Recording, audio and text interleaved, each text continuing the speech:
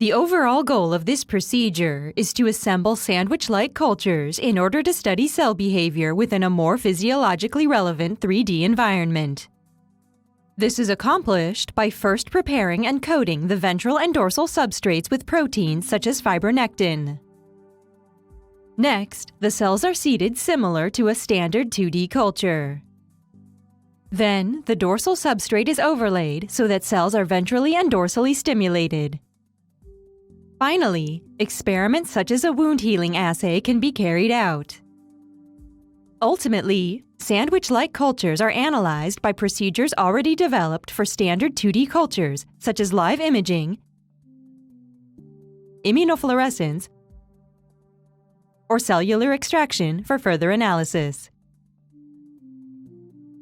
The main advantage of this culture technique over existing three-dimensional systems is that it allows the study of different parameters in cell material interactions, such as topography, chemistry, stiffness, and protein coatings, at both the ventral and dorsal sides, offering a high degree of versatility. Besides, experimental procedures that could be hindered for some three-dimensional systems, such as live imaging, immunofluorescence, and cellular extractions, are easily performed.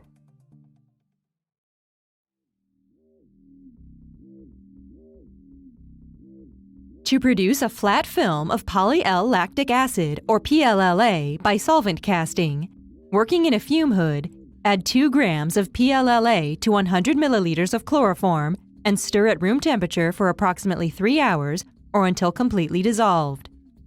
Place stainless steel washers on a glass petri dish, then add 200 microliters of the PLLA solution into the washers. Use aluminum foil with a few holes to cover the dish, and let